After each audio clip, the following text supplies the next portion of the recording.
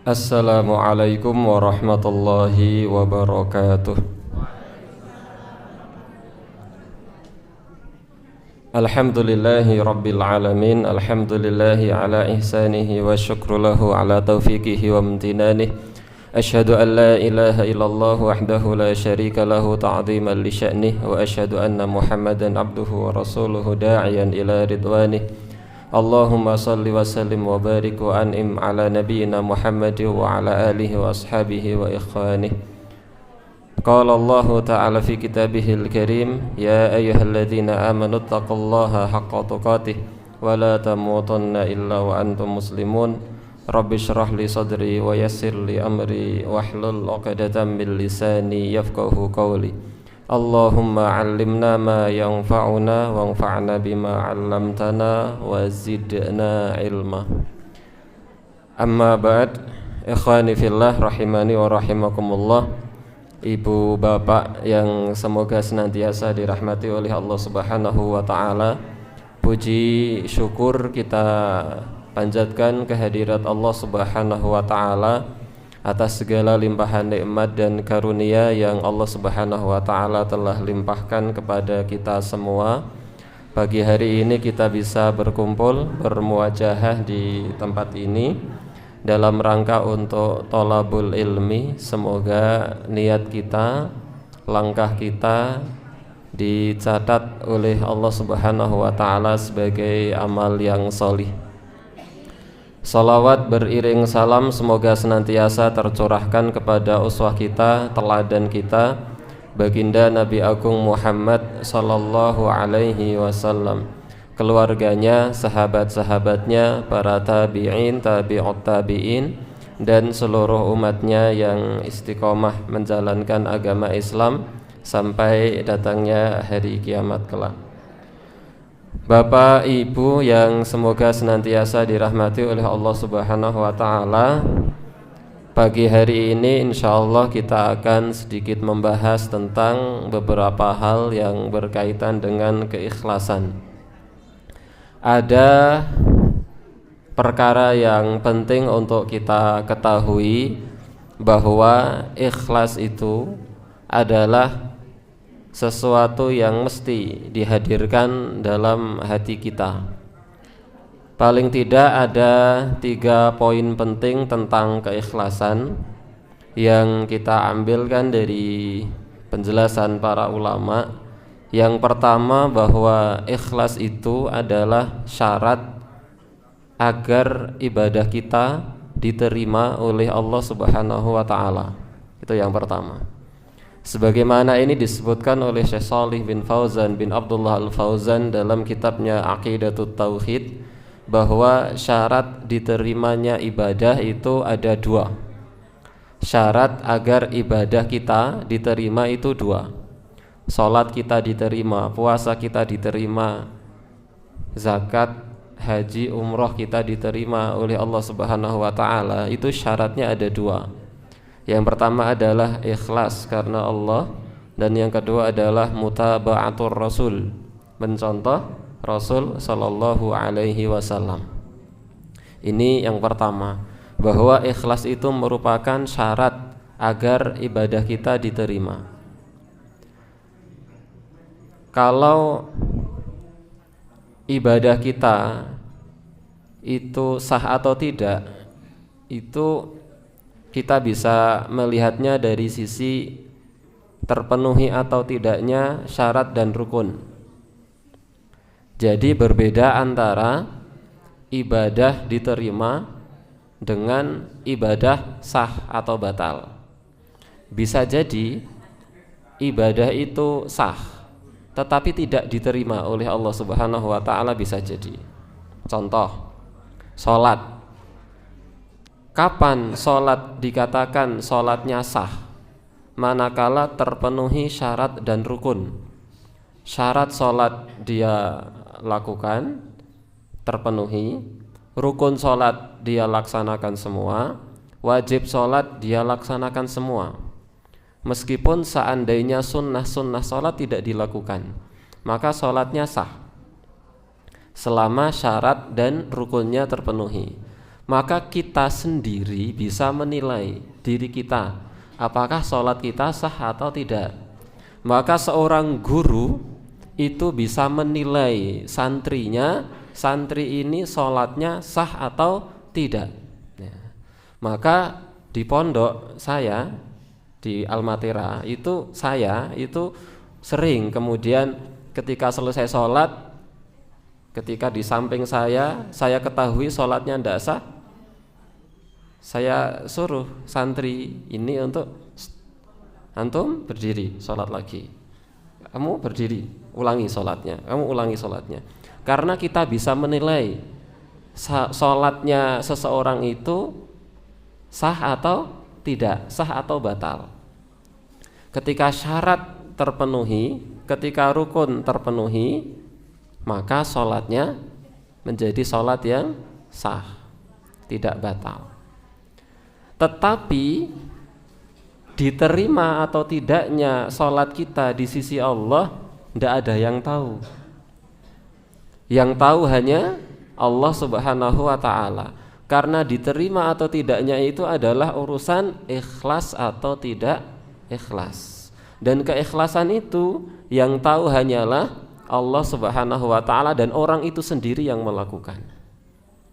Nah, kita ulang bahwa sah atau tidaknya ibadah itu ditentukan dari terpenuhi atau tidaknya syarat dan rukun. Tetapi diterima atau tidaknya ibadah kita ditentukan dari ikhlas dan mutaba'atur rasul. Kalau amal itu ikhlas, kalau amal itu mencontoh Nabi SAW, maka insya Allah amal itu diterima oleh Allah Subhanahu wa ta'ala. Nah, ini yang pertama, poin pertama dari keikhlasan, bahwa ikhlas itu adalah syarat agar ibadah kita diterima oleh Allah Subhanahu wa ta'ala. Yang pertama. Yang kedua, ikhlas itu adalah perkara yang menjadikan seseorang itu tidak bisa digoda oleh iblis. Itu ikhlas. Kita ingat kisah bagaimana kemudian ketika Allah Subhanahu wa ta'ala dulu telah menetapkan iblis laknatullah alaih sebagai makhluk yang ditentukan akan menjadi penghuni neraka karena membangkangnya iblis ketika itu, di mana iblis laknatullah alaih tidak mau sujud menghormati Nabi Adam alaihi salam. Ketika Allah Subhanahu wa ta'ala mengkisahkan kepada kita semua, fasajadu illa iblis, maka semuanya sujud kepada Adam kecuali iblis. Aba wastakbar, iblis ini membangkang, iblis ini sombong. Nah, karena iblis kemudian telah ditetapkan sebagai makhluk yang terlaknat, sebagai makhluk yang terkutuk, kemudian Allah Subhanahu wa ta'ala kelak di akhirat nanti akan menjadikan iblis ini menjadi penghuni neraka, maka iblis laknatullah alaih kemudian bersumpah, berjanji untuk menyesatkan semua manusia setelah iblis meminta agar diberi waktu umur panjang sampai kiamat. Jadi setelah iblis ini ditetapkan sebagai makhluk yang terkutuk dan kelak akan menjadi penghuni neraka, maka dua yang diminta oleh iblis. Yang pertama, iblis meminta agar umurnya panjang sampai nanti tegaknya hari kiamat. Dan Allah Subhanahu wa ta'ala telah kabulkan permintaan iblis, bahwa iblis akan hidup abadi sampai kiamat. Iblis hanya akan mati ketika sangkakala telah ditiup. Maka sejak Nabi Adam sampai hari ini, iblis yang dulu pernah menggoda Nabi Adam sampai hari ini tetap masih hidup dan hanya akan mati ketika sangkakala telah ditiup. Itu yang pertama. Yang kedua, setelah itu kemudian iblis ini bersumpah, berjanji di hadapan Allah bahwa iblis akan menyesatkan semua manusia. Maka iblis ketika itu kemudian bersumpah di hadapan Allah, fa bi'izzatik, ya Allah, aku bersumpah atas nama keagunganmu, demi keagunganmu ya Allah, la ughwiyannahum ajma'in, sungguh benar-benar akan aku belokkan semua manusia, akan aku sesatkan semua manusia, illa ibadaka minhumul mukhlasin, kecuali yang tidak bisa aku sesatkan itu adalah orang-orang yang ikhlas, orang-orang yang Allah Subhanahu wa ta'ala karuniai ikhlas dalam hidupnya. Nah, ini adalah orang-orang yang tidak bisa digoda oleh iblis. Maka inilah pentingnya bagaimana ikhlas itu menjadi perkara yang sangat penting dalam hidup kita. Karena ternyata sekuat-kuatnya iblis dalam menggoda manusia itu tidak akan mempan manakala seseorang itu ikhlas kepada Allah Subhanahu wa ta'ala. Ikhwani fillah rahimani wa rahimakumullah. Maka ikhlas ini adalah menjadi perkara yang sangat penting dalam kita menghamba kepada Allah Subhanahu wa ta'ala, dalam kita beribadah kepada Allah Subhanahu wa ta'ala. Tetapi ada beberapa hal ada beberapa perkara yang perkara itu sering dianggap tidak ikhlas, padahal ikhlas. Nah, ini poin kita, pembahasan kita. Ada beberapa hal yang hal itu dianggap oleh banyak orang tidak ikhlas, padahal ikhlas. Sehingga kemudian terkadang orang mencap orang lain, sampeyan nek ngono kuwi jenengane ora ikhlas, padahal itu ikhlas. Ada beberapa perkara yang sering disangka oleh orang ini tidak ikhlas, padahal itu ikhlas dan boleh dalam pandangan syariat. Apa? Yang pertama, beramal ibadah ya ting dur ya, dengan niat mencari surga dan takut neraka. Jadi kita sholat, kita puasa, kita umroh, kita haji, kita sedekah, wakaf, infak, zakat dan lain sebagainya, tujuan kita agar kita dimasukkan surga, tujuan kita agar kita dihindarkan dari neraka. Nah, beberapa orang dan banyak orang menganggap perbuatan seperti ini tidak ikhlas. Nek sampeyan ke ngibadah kok isih ngarep-arep swarga, ora ikhlas sampeyan.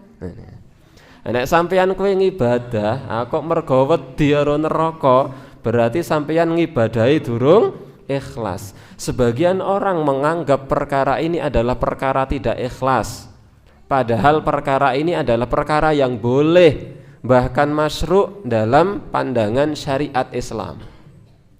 Sebagaimana ini bisa kita temukan misalnya perkataan Rabi'ah al-Adawiyah yang dinukil dalam kitab Ihya Ulumuddin. Rabi'ah al-Adawiyah pernah mengatakan, ma'abatuhu khaufan min narihi wala hubban fi jannatihi fa'akunu ka'ajiris su'. Aku tidaklah menyembah Allah karena takut neraka. Aku tidaklah menyembah Allah karena takut neraka, dan tidak pula karena berharap surganya, sehingga aku seperti pekerja yang buruk. Jadi beribadah kepada Allah, sholat, puasa dan lain sebagainya karena mengharapkan surga dan karena takut dari neraka, itu dianggap sebagai seperti pekerja yang buruk. Bal abadtuhu hubban lahu wa syauqan ilaih, tetapi aku menyembahnya karena kecintaan dan kerinduan kepadanya. Jadi dalam kitab ini disebutkan bahwa orang yang beribadah kepada Allah karena mengharapkan surga dan beribadah kepada Allah karena takut neraka, itu dianggap seperti pekerja yang buruk. Bahkan dalam satu makalah disebutkan bahwa konon katanya Rabi'ah al-Adawiyah pernah mengatakan, wahai Allah, jika aku beribadah kepadamu karena aku mengharap surga, jangan pernah engkau masukkan aku ke dalam surga. Wahai Allah, jika aku beribadah kepadamu karena aku takut neraka, masukkan saja aku ke dalam neraka. Saya ulang. Wahai Allah, jika aku beribadah kepadamu karena aku mengharap surga, jangan engkau masukkan aku ke dalam surga. Kalau aku beribadah kepadamu karena aku takut neraka, masukkan saja aku ke dalam neraka. Dan kalau aku beribadah kepadamu karena aku mencintaimu, maka cintamulah yang aku harapkan. Niku katose lak gandem niku. Pokoke gandem ikhlase polan. Karena beribadah kepada Allah tidak pernah mengharapkan surga, dan beribadah kepada Allah tidak pernah ingin dihindarkan dari neraka. Dia beribadah kepada Allah murni karena mencintai Allah. Niku lak katose ikhlase polan. Padahal itu perkara yang tidak benar. Karena sebagaimana pula yang disebutkan oleh Shalih bin Fauzan bin Abdullah Al-Fauzan dalam kitabnya Aqidatut Tauhid, bahwa pilar ibadah itu ada 3. Yang pertama adalah cinta. Jadi kita beribadah kepada Allah memang harus dilandasi karena kecintaan kita kepada Allah. Yang kedua, kita beribadah kepada Allah, pilar yang kedua adalah roja. Kita memang mengharap balasan ridho dari Allah Subhanahu wa ta'ala. Dan yang ketiga, khauf. Kita beribadah kepada Allah memang karena kita khawatir, takut akan azab dan murka dari Allah Subhanahu wa ta'ala. Tidak bisa setengah-setengah, apalagi hanya satu.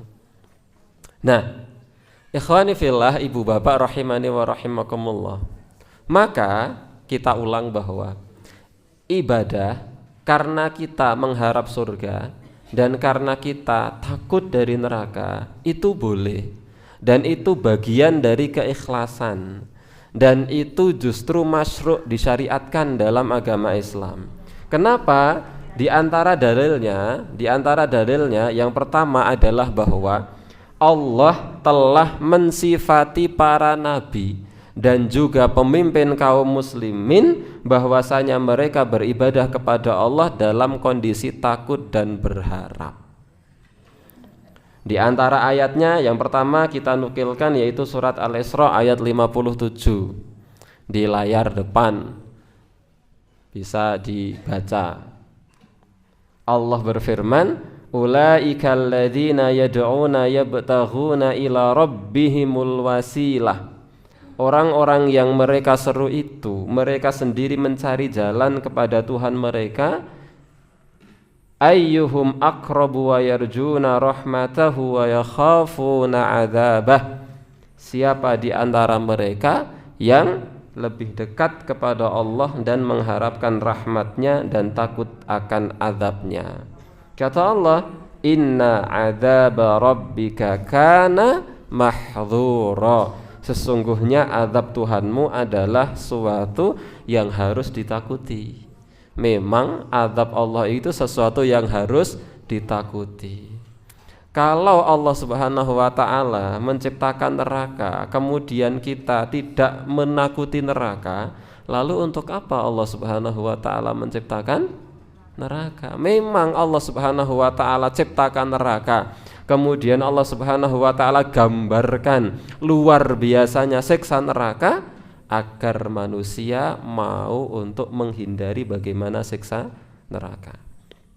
Sampai-sampai kemudian Rasul sallallahu alaihi wasallam mengajarkan kepada kita sebuah doa yang harusnya kita baca berkali-kali setiap hari, diulang-ulang paling tidak 5 kali sehari. Niku pun melebihi dosis makan. Makan niku 3 kali sehari. Dan doa ini minimal 5 kali sehari, itu sudah paling minimal. Justru harusnya ditambah. Apa itu? Doa setelah tasyahud akhir sebelum salam. Allahumma inni a'udzubika min adzabi jahannam sampai akhir. Apa arti itu? Ya Allah, inni sesungguhnya aku a'udzubika berlindung kepadamu min adzabi jahannam dari azab jahannam. Ternyata Rasul sallallahu alaihi wasallam mengajari kita untuk berdoa berkali-kali setiap hari agar kita dihindarkan dari neraka. Rasul sallallahu alaihi wasallam manusia termulia yang mengajari kita untuk kita takut dari neraka. Lalu bagaimana ketika orang mengatakan, kalau aku beribadah kepadamu karena aku takut neraka, masukkan saja aku ke dalam neraka. Niku namanya nantang neraka. Padahal Rasul itu perintah kepada kita agar kita takut dari neraka, agar kita menghindari neraka, sampai kita berdoa berkali-kali setiap hari seperti itu. Belum ketika kita melaksanakan sholat-sholat sunnah, tambah banyak. Nah, maka memang inna adzaba rabbika kana mahdhura. Sesungguhnya azab Tuhanmu adalah suatu yang harus ditakuti. Al-Isra ayat 57. Kemudian Allah Subhanahu wa taala juga berfirman tentang ibadur rahman. Ibadur rahman itu artinya adalah hamba-hamba ar-Rahman, hamba-hamba Allah. Banyak sifat ibadur rahman yang Allah Subhanahu wa taala sifatkan dalam Al-Qur'an surat Al-Furqan ayat 65 ke bawah sebelumnya. Dan di antara sifat ibadur rahman yang betul-betul menjadi hambanya Allah Subhanahu wa taala, sifat orang yang betul-betul menjadi hambanya Allah itu di antara sifatnya adalah Allah berfirman walladzina yaquluna. Sifat ibadur rahman, hambanya Allah itu adalah orang-orang yang mau berdoa, berkata, Rabbana srif anna adzab jahannam. Ya Tuhan kami, jauhkan azab jahannam dari kami. Nah, itu sifat dari orang-orang yang menjadi hambanya Allah. Ketika kita mengaku sebagai hambanya Allah, berarti kita memang harus berdoa agar kita tidak dimasukkan ke dalam neraka. Maka beribadah karena menghindari neraka itu boleh, dan itu yang seharusnya tertanam dalam hati kita.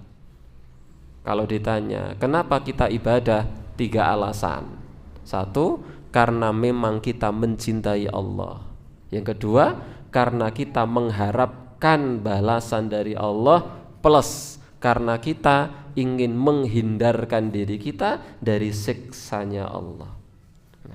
Selanjutnya Allah Subhanahu wa taala mengisahkan tentang perkataan Nabi Ibrahim alaihi salam. Apa kata Nabi Ibrahim alaihissalam? Ini Bapak Ibu bisa kita perhatikan bersama bagaimana luar biasanya doanya Nabi Ibrahim. Apa doanya Nabi Ibrahim? Waj'alni, tidak kelihatan kursornya? Waj'alni min warathati jannatin na'im. Dan jadikanlah aku termasuk orang-orang yang mewarisi surga yang penuh kenikmatan. Doanya siapa? Nabi Ibrahim, Asy-Syu'ara ayat 85. Bayangkan Nabi Ibrahim itu berdoa agar menjadi pewaris surga. Itu Nabi Ibrahim. Nabi Ibrahim itu minta agar dimasukkan ke dalam surga. Nabi Ibrahim. Padahal Bapak Ibu pirsa Nabi Ibrahim niku sinten? Nabi Ibrahim niku bapaknya para nabi. Nabi Ibrahim itu manusia terbaik sedunia nomor 2. Nomor 1 sinten? Nabi Muhammad sallallahu alaihi wasallam. Kalau kita buka kitab-kitab akidah, itu akan kita dapati penjelasan dari para ulama bahwa di antara umat manusia sedunia sejak zaman Nabi Adam sampai zaman kiamat nanti, manusia terbaik itu adalah para nabi dan rasul seluruhnya, baik yang disebutkan di dalam Al-Quran maupun tidak. Itu. Selanjutnya, setelah itu, tingkatan di atasnya manusia terbaik setelahnya adalah para rasul. Para rasul. Jadi kan ada rasul, ada nabi. Manusia terbaik di antara tadi itu adalah para rasul, yang jumlahnya kurang lebih 313, baik di dalam Al-Quran maupun yang tidak disebutkan dalam Al-Quran. Di atasnya lagi itu adalah nabi dan rasul yang tersebut dalam Al-Quran secara jelas namanya, yaitu ada 25. Adam, Idris, Nuh, Hud, Sholih, Ibrahim, Lut, Ismail, Ishak, Yakub, terus sampai Nabi Muhammad. Dari 25 nabi dan rasul itu, di atas mereka, di antara mereka, yang paling baik di antara mereka itu adalah 5 nabi yang masuk kategori ulul azmi: Nuh, Ibrahim, Musa, Isa, Muhammad sallallahu alaihi wasallam. 5. Dari 5 nabi itu, yang terbaik dari 5 nabi itu ada 2, Nabi Muhammad dan Nabi Ibrahim alaihi wassalatu wassalam. Dan 2 nabi inilah dua-duanya dan hanya 2 ini yang bergelar Khalilullah, dan lainnya tidak ada. Tidak ada manusia di atas muka bumi yang bergelar Khalilullah, kekasihnya Allah, kecuali 2 nabi, Nabi Muhammad dan Nabi Ibrahim. Khalil itu adalah derajat kecintaan tertinggi. Maka Khalilullah itu adalah orang yang paling mencintai Allah dan orang yang paling dicintai oleh Allah Subhanahu wa taala, itu Khalil. Jadi derajat kecintaan itu ada banyak. Paling tidak ada 3 poin besar, 3 tingkatan besar. Yang paling yang bawah itu ada namanya hub atau mahabbah. Di atasnya mahabbah, kecintaan yang lebih dari mahabbah, itu namanya wud atau mawaddah. Dan di atasnya mawaddah itu adalah khullah. Hub itu yang kemudian menjadi kata habib. Sanes habib sing terkenal nih kok. Habib itu orang yang mencintai atau orang yang dicintai, itu habib. Tapi ini mahabbah. Di atasnya mahabbah apa? Mawaddah. Maka kalau ada suami istri menikah itu didoakan agar menjadi keluarga yang sakinah. Yang kedua mawaddah. Yang ketiga rohmah. Yang ketiga rohmah. Warohmah. Wa niku artinya dan. Rohmah. Maka mendoakan suami istri itu bukan hanya mahabbah. Kalau mahabbah itu kita sesama muslim itu mahabbah, kita dengan tetangga itu mahabbah, kita dengan teman seiman itu mahabbah, saling mencintai. Tapi kalau suami istri itu lebih dari sekedar saling mencintai. Di sana ada mawaddah. Mawaddah itu kecintaan yang lebih dari sekedar mahabbah. Nah, di atas dari semua itu, kecintaan yang levelnya tinggi, itu namanya khullah. Orang yang mendapatkan khullah itu namanya khalil. Dan 2 saja nabi yang menjadi khalilnya Allah, hingga kemudian 2 nabi ini bergelar Khalilullah, yaitu Nabi Muhammad dan Nabi Ibrahim. Dan 2 nabi ini yang terbaik di antara keduanya adalah Nabi Muhammad sallallahu alaihi wasallam. Nah, Bapak Ibu, ternyata Nabi Ibrahim alaihissalam, sang manusia terbaik setelah Nabi Muhammad saja, itu berdoa meminta agar dimasukkan ke dalam surga. Lah kula panjenengan niku sinten?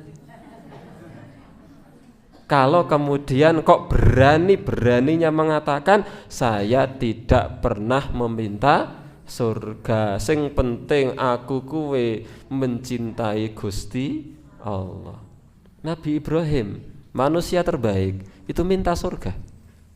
Maka hendaknya kita juga meminta surga. Bahkan lebih daripada itu, Nabi Muhammad SAW itu mengajarkan kepada kita agar minta surga dan tidak tanggung-tanggung. Rasul SAW dalam hadisnya yang sahih pernah bersabda, "Fa'idza sa'altumullah," kalau kamu mau minta surga, fas'aluhul firdaus, mintalah surga firdaus. Fa innahu a'lal jannati wa awsatul jannah, karena surga firdaus itu adalah surga yang paling tinggi dan paling tengah, itu firdaus. Maka Rasul itu mengajarkan kita kalau berdoa minta surga, mintalah surga firdaus, jangan tanggung-tanggung. Ya Allah, masukkan aku ke dalam surga sing paling ngandap mboten napa-napa. Mboten. Ampun. Dimentoke. Minta surga itu minta surga yang paling tinggi. Bahkan Rasul mengajarkan seperti itu. Oleh karenanya beribadah dengan niat, di antara niatnya adalah meminta surga, itu boleh. Dan para nabi itu meminta surga.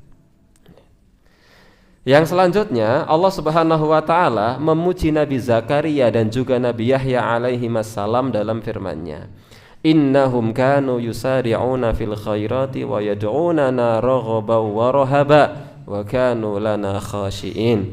Sesungguhnya mereka adalah orang-orang yang selalu bersegera dalam mengerjakan perbuatan-perbuatan yang baik, dan mereka berdoa kepada kami dengan harap dan cemas, harap dan khawatir. Dan mereka adalah orang-orang yang khusyuk kepada kami. Al-Anbiya ayat 90. Itu yang pertama. Yang kedua, kenapa berdoa, kenapa beribadah dengan mengharapkan surga itu boleh? Yang kedua, karena setelah Allah Subhanahu wa taala menyebutkan tentang kenikmatan-kenikmatan di surga, lalu Allah Subhanahu wa taala memerintahkan para hambanya untuk saling berlomba-lomba dalam memperolehnya. Ini surat Al-Mutaffifin ayat 26. Ayat-ayat sebelumnya itu Allah menceritakan tentang kenikmatan-kenikmatan surga. Innal abrara lafi na'im, dan seterusnya hingga akhirnya Allah berfirman, wa fi dzalika, dan untuk yang demikian itu, fal yatanafasil mutanafisun, hendaknya orang berlomba-lomba. Artinya apa? Allah Subhanahu wa taala perintahkan kita untuk berlomba-lomba dalam meraih surga. Bahkan bukan hanya meminta surga, sampai Allah perintahkan agar berlomba-lomba. Allah Subhanahu wa taala juga berfirman dalam ayat yang lain, wasari'u ila maghfiratin mir rabbikum wa jannah, dan bersegera kalian semua untuk meraih ampunan dari Allah dan untuk meraih surganya Allah. Yang ketiga, kenapa kok minta surga itu boleh?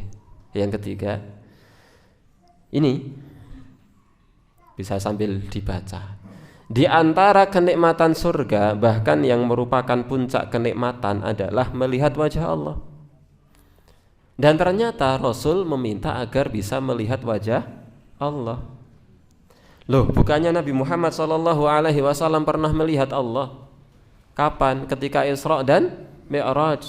Itu khilaf di kalangan para ulama. Apakah Nabi Muhammad SAW melihat Allah atau tidak? Dan pendapat yang lebih kuat, wallahu a'lam, Nabi Muhammad SAW tidak melihat Allah secara langsung, karena Allah Subhanahu wa taala akan bisa dilihat oleh manusia kelak ketika di surga, dan itulah puncak kenikmatan tertinggi di dalam surga. Rasul sallallahu alaihi wasallam berdoa, wa as'aluka ladzatan nadri ila wajhika wasyauqa ila liqa'ik. dan aku memohon kelezatan memandang wajahmu dan kerinduan untuk bertemu denganmu. Hadis riwayat An-Nasa'i. Dan kenikmatan memandang wajah Allah Subhanahu wa taala itu akan didapatkan ketika seseorang telah masuk ke dalam surga. Sebagaimana kemudian Allah Subhanahu wa taala berfirman, wujuhun yawma idzin nadhirah ila rabbiha nadhirah. Pada hari itu wajah manusia berseri-seri. Kenapa? Ila rabbiha nadhirah. Karena mereka memandang Allah Subhanahu wa ta'ala. Nah, ini Rasul itu meminta.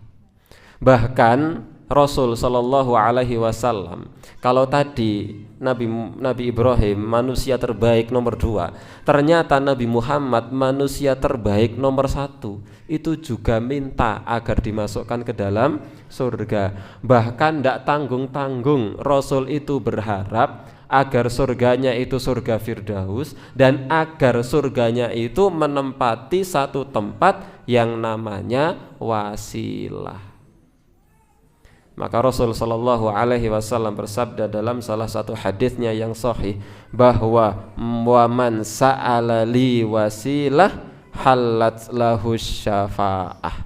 Siapa orangnya yang memintakan wasilah untukku, maka syafaatku halal bagi orang tersebut. Dan wasilah itu adalah tempat khusus di dalam surga yang hanya akan ditempati oleh satu orang tok, ndak lebih. Nek sing wasilah niki kula panjenengan mboten usah ngarep-arep. Hanya akan ditempati oleh satu orang, yaitu Nabi Muhammad sallallahu alaihi wasallam. Dan Rasul bersabda, wa man sa'ala li al-wasilah. Siapa yang memintakan untukku wasilah, halat lahu syafa'ah. Syafaat Nabi Muhammad halal bagi orang tersebut. Makanya setiap kita selesai mendengarkan azan atau setelah azan, kita dianjurkan untuk berdoa. Apa doanya? Allahumma rabba hadhihi da'watit tammah wassalatil qa'imah ati Muhammadanil wasilata wal fadilah wa ba'athu maqamam mahmudanil ladzi wa'attah. Dalam doa itu ada kalimat ati Muhammadanil wasilah. Artinya apa? Ati, ya Allah berikan. Itu ati, berikan. Muhammadan itu Muhammad. Al-wasilah diwasolkan menjadi Muhammadanil wasilah. Al-wasilah, wasilah. Jadi ati Muhammadanil wasilah itu artinya adalah ya Allah berikanlah Nabi Muhammad wasilah. Nah, maka siapa orangnya yang memintakan Rasulullah wasilah, maka syafaat Nabi Muhammad halal bagi orang tersebut. Pramila ampun supe menawi kula panjenengan nembe mireng adzan ampun supe ndonga. Karena siapa orangnya yang berdoa setelah adzan dengan doa seperti itu, ada jaminan memperoleh syafaat dari Nabi Muhammad sallallahu alaihi wasallam. Nah, itu Nabi Muhammad minta surga. Kula kalih panjenengan niku nek dibandingi kalih Nabi Muhammad niku sae sinten? Mboten kagem dibanding-bandingke. Nek kalih Nabi Muhammad niku bainas sama wa sumur, antara langit dan sumur. Mboten namung bumi, antara langit dan sumur. Sumur niku bumi sing rada jero malih antara sama dan sumur. Yang keempat, kenapa kok boleh kita meminta surga dalam beramal? Karena banyak hadis yang mempersyaratkan pengharapan ganjaran dari Allah pada sebuah amal. Contoh, hadis yang sangat terkenal dan insya Allah 2 bulan lagi akan kembali terkenal. Man shoma ramadhana imanan wahtisaban ghufira lahu ma taqaddama min dambi. Apa artinya? Niku teng depan niku artinya. Barang siapa yang berpuasa di bulan Ramadan karena keimanan dan berharap pahala, maka diampuni dosa-dosanya yang telah lalu. Puasa Ramadan akan diampuni dosa-dosanya yang lalu. Syaratnya 2. Napa syaratnya? 1, iman. Yang kedua, mengharapkan pahala. Itu puasa Ramadan kita yang kita harapkan bisa menghapus dosa. Ternyata puasa Ramadan agar bisa menghapus dosa itu syaratnya 2. Apa itu? Iman dan mengharap pahala. Mengharapkan surga, mengharapkan pahala. Bahkan di sini kalau kita perhatikan, man shoma ramadhana imanan, siapa orangnya yang puasa Ramadan imanan karena iman, ihtisaban. Ihtisab niku napa ihtisab? Ihtisab itu dalam bahasa Arab ini mengikuti wazan iftial. Ifta'ala yafta'ilu ifti'alan wa mufta'alan fahuwa mufta'ilun wa dzaka mufta'alun ifta'il la tafta'il mufta'alun mufta'alun. Niku nek teng pelajaran nahwu shorof. Ihtasaba yahtasibu ihtisaban fahuwa muhtasibun wa dzaka muhtasabun ihtasib la tahtasib. Ihtasaba itu adalah fi'il khumasi atau fi'il thulathi mazid biharfain. Aslinya adalah hasiba. Ihtasaba itu aslinya adalah hasiba. Hasiba niku napa? Hisab. Hisab menghitung. Jadi memang kita puasa itu karena memperhitungkan ingin diganjar pahala oleh Allah. Jadi siapa orangnya yang puasa Ramadan karena iman dan karena mengharap pahala, maka akan diampuni dosa-dosanya yang telah lalu. Maka mengharapkan pahala, mengharapkan surga niku boleh atau tidak? Bukan hanya boleh, bahkan disyariatkan, bahkan dalam hadis ini menjadi syarat agar puasa kita menghapus dosa. Nah, itu beberapa alasan kenapa beribadah sambil mengharapkan surga dan sambil menghindari neraka itu boleh. Karena alasannya tadi. Selanjutnya, beribadah disertai tujuan lain. Ternyata ada beberapa ibadah yang ketika beribadah disertai tujuan lain itu ternyata boleh dan tidak mengurangi keikhlasan. Meskipun ada beberapa ibadah yang kalau disertai dengan tujuan lain mengurangi keikhlasan, bahkan menghilangkan keikhlasan, bahkan dosa besar bisa jadi. Tapi insya Allah kita akan jelaskan ibadah disertai dengan tujuan lain ada yang boleh. Contoh yang pertama, bukan contoh yang pertama. Beribadah disertai tujuan lain di mana tujuan tersebut juga merupakan tujuan yang mulia dan berkaitan dengan akhirat. Nah, boleh, bahkan ganjarannya double. Jadi kita ibadah, niat ibadah, tapi disertai tujuan lain. Tujuan lain itu juga merupakan ibadah yang lain, maka pahalanya double. Contoh yang pertama, kita ambil contoh melaksanakan sholat sambil niat sodakoh. Maksudnya apa? Mangke ini sebagaimana hadis riwayat Abu Dawud. Kisah ini tentang Nabi yang ketika itu Nabi SAW selesai mengimami sholat. Biasa Nabi niku setelah mengimami sholat biasanya langsung balik kanan setelah istighfar, kemudian balik kanan melihat para jamaah. Nah, setelah sholat selesai, tiba-tiba ada orang masuk, masbuk. Mboten masbuk, wong pun keri niki, nek masbuk niku lak tasih kumanan sholat. Ya sholatnya pun rampung, orang masuk ini akhir, jadi dia tertinggal masuk. Kalau dia sholat, maka sholatnya sendiri. Nek sholat sendiri ganjarannya pinten? 1.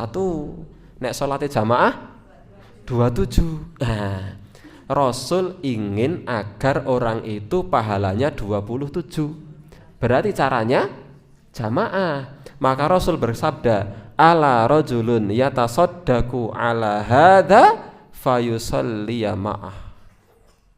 Adakah seseorang yang bersedekah terhadap orang itu lalu sholat berjamaah bersamanya? Ada ndak yang mau sedekah sama orang itu, sholat sama dia? Ya, jadi akhirnya ada satu orang yang menemani orang itu sholat, hingga orang itu sholatnya berdua. Meskipun berdua tetap dinamakan sholat jamaah, dan pahalanya insya Allah 27 daripada sholat 1. Niku matematikane jamaah. Nek 1 niku 1, nek 1 tambah 1 27. Matematika sholat berjamaah. Nah, orang ini ketika sholat membersamai orang yang terlambat ini, niat pertamanya sholat, niat keduanya sedekah agar orang itu dapat pahala lebih. Nah, ini niat yang boleh. Jadi satu amal ibadah niatnya 2. Mungkin ada yang bertanya, njur salat sing kuwi salat apa? Wong wis salat wajib. Namanya salat napa? I'adah. I'adah itu salat yang diulang. Dan hukum salat yang diulang untuk kasus ini hukumnya sunnah, bukan wajib, karena salat wajibnya sudah dilakukan. Contoh yang kedua, sedekah sambil niat silaturahim. Rasul bersabda, as-sadaqatu 'alal miskin sedekah wa hiya 'ala dzirrahim isnatan. Sedekah wasilah. Sedekah atau sedekah kepada orang miskin nilainya 1 pahala, 1 sedekah. Tetapi sedekah kepada kerabat saudara bernilai 2 pahala, 2 sedekah, pahala sedekah dan pahala silaturahim. Ini artinya orang yang sedekah kepada orang yang masih memiliki hubungan darah, misalnya sedekah kepada sepupu, karena sepupu kita orang yang tidak punya, dan diniati saya sedekah, niat yang kedua silaturahim. Itu pahalanya double. Jadi sebenarnya sedekah, tapi disampiri niat lain, yaitu silaturahim, dan boleh. Contoh yang ketiga, melaksanakan sholat sambil niat mengajar. Kita baca artinya. Malik bin Al-Khuwairits radhiyallahu anhu datang di masjid kami lalu berkata, sesungguhnya aku akan sholat mengimami kalian, dan sebenarnya aku tidak ingin sholat. Aku sholat sebagaimana aku melihat Nabi SAW sholat. Malik bin Khuwairits ini sahabat Nabi, yang ketika itu Nabi sudah tidak ada. Di hadapan Malik bin Khuwairits, tabi'in yang tak pernah bertemu Nabi. Maka Malik bin Khuwairits mengatakan, saya akan sholat ngimami kalian. Sudah mau sholat toh, saya yang ngimami. Apa niatnya Malik bin Khuwairits? Supaya orang-orang bisa melihat Malik bin Khuwairits sholat, yang sholatnya Malik bin Khuwairits ini sama dengan sholatnya Nabi, karena sering sholat ikut Nabi. Jadi Malik bin Khuwairits ini niatnya sholat, tapi sambil niat ngajari orang-orang sholat supaya orang tahu bagaimana caranya sholat. Jadi niatnya double dan pahalanya double. Maka terkadang teng pondok niku do ngonten niku. Terkadang ustadz itu niat sholatnya masbuk, kusik masbuk, supaya santri tahu bagaimana caranya kalau suatu saat sholatnya masbuk, apa yang harus dilakukan. Niki sekali 2 kali, mboten bandino mesti Keri ya niku jenengane ustate niat. Ini sekali dua kali biar santri tahu bagaimana caranya kalau suatu saat kok terlambat sholat. Nah, itu boleh. Jadi niat sholat sambil disampiri niat yang lain. Nah, itu yang pertama. Yang kedua, kita percepat. Kalau manut jam mriko nggih. Ini jam niki koyone kepunjulan. Nah, nggih pas nih. Niko. Beribadah disertai tujuan lain di mana tujuan tersebut berkaitan dengan dunia. Tapi syariat Islam memperbolehkan. Jadi ada dalil. Ini ada dalilnya bahwa niat dunia dalam beribadah boleh. Maka boleh. Kenapa boleh? Karena ada dalil yang membolehkan. Alasannya satu, karena ada dalil yang membolehkan. Contoh, silaturahim sambil niat agar rezekinya lancar. Silaturahim ini kok ibadah. Itu disebutkan dalam banyak sekali hadis. Bahkan Rasul bersabda, "Man kana yu'minu billahi wal yaumil akhir falyasil rahimah." Siapa orangnya yang ngaku iman kepada Allah dan ngaku iman kepada hari akhir, sambung silaturahim. Ternyata amal ibadah silaturahim ini boleh dengan niatan dunia. Apa niatnya? Biar pahala, biar rezekinya lancar. Dalilnya mana? Nabi yang perintah. Man ahabba ayyub satalahu fi rizkihi wa yunsa'alahu fi atharihi falyasil rahimah. Siapa orangnya yang ingin rezekinya diluaskan dan umurnya dipanjangkan, sambung silaturahim. Jadi Rasul itu memotivasi masalah akhirat dengan urusan dunia, dan itu boleh. Sampai anak rindu silaturahim. Kan jarine nek silaturahim ganjarane dadi rezekine dadi lancar. Ya aku luru kowe. Nah, boleh. Karena ada dalil. Contoh yang kedua, sedekah dengan niatan supaya penyakitnya sembuh. Rasul bersabda, "Dawu mardakum bis sedekah." Obati orang yang sakit di antara kalian dengan sedekah. Nek ngono sesuk aku arek sedekah terus ramak ring rumah sakit. Nggih mboten. Jadi sebab sembuh itu ada dua sebab. Sebab kauni dan sebab syar'i. Sebab kauni itu berobat. Sebab syar'i sedekah, doa, itu sebab syar'i. Dan Allah Subhanahu wa taala perintahkan kita untuk menempuh satu sebab, baik sebab kauni maupun sebab syar'i. Nah niku. Jadi sedekah niku lak kudune pokoke aku ikhlas. Orang ngarep apa-apa. Ternyata boleh kita mengharap sesuatu dalam bersedekah. Apa pengharapannya? Agar penyakit disembuhkan. Itu. Jadi boleh. Kenapa boleh? Ada dalil. Tetapi kalau tidak ada dalilnya tidak boleh. Tidak ada dalilnya. Contoh, Bapak Ibu mangkih keluar dari sini melihat ada mobil bagus, mobil yang tidak butuh diisi bensin, mobil listrik, atau mobil bagus apa yang mahal. Kemudian Bapak Ibu dalam hati atau bilang sama temannya, "Wah, aku pengen, ning aku saiki durung iso tuku, tak solawatin dhisik." Ayo, sinten sing sampun nate ngoten niku, ayo. Tak solawati dhisik. Allahumma sholli ala sayyidina Muhammad. Jadi dia solawat supaya dapat mobil. Pil kapan solawat marai angsal mobil niku? Pil kapan? Wallahu a'lam. Ini yang bisa mengurangi pahala, bahkan bisa menghilangkan pahala sama sekali. Jadi beribadah dengan niat untuk dunia, tapi tidak ada dalilnya, dan itu murni dunia. Nah, itu tidak boleh. Sakatipun pahami perbedaan antara yang ketiga sama yang kedua? Ya, kalau yang kedua, yang penting ada dalilnya. Meskipun urusan dunia, niatnya boleh. Yang penting ada dalil.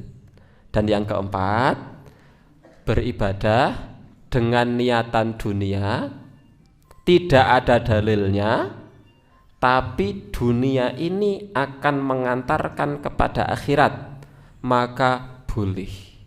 Contoh, menjadi muadzin, gitu, menjadi takmir, menjadi DKM, dibayar. Dan dia niat menjadi muadzin, niat menjadi takmir, salah satu niatnya yang pertama mengabdi kepada Allah, yang kedua mencari bayaran. Tetapi bayaran itu diniatkan untuk menafkahi keluarga, untuk mondok ke anak, untuk sedekah, untuk membantu orang, untuk nabung umroh misalnya, maka boleh. Kenapa? Konsepnya kembali ke yang pertama. Tujuan ini bukan murni dunia, tapi tujuan yang sebenarnya orientasinya adalah akhirat. Bisa difahami antara yang keempat sama yang ketiga?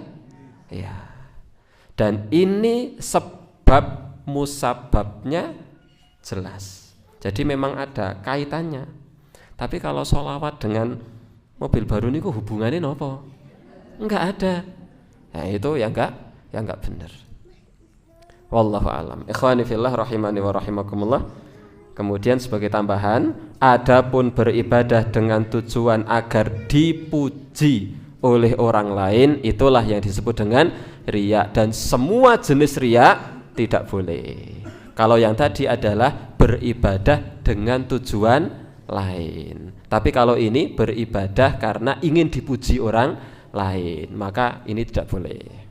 Pertanyaan, misalnya contohnya ada orang puasa, sampeyan kok poso, yo ngibadah ning karo tak niati diet. Niku masuk pertama, kedua, ketiga, keempat. Ketiga. Bisa mengurangi pahala. Kecuali kalau mohon maaf misalnya memang sudah terlalu besar, kemudian ibadahnya menjadi tidak nyaman, dia puasa cari pahala sambil diniati supaya tambah kurus agar ibadahnya kembali bisa nyaman. Nah, kalau tujuan utamanya murni agar ibadahnya kembali bisa nyaman, itu bagus. Dan yang tahu niat itu hanya orang tersebut dalam hatinya. Wallahu alam. Salah dari saya, benarnya dari Allah Subhanahu wa taala. Mohon maaf lebih 5 menit. Aku qouli hadza fa astaghfirullahal azim li wa lakum. Wassalamualaikum warahmatullahi wabarakatuh.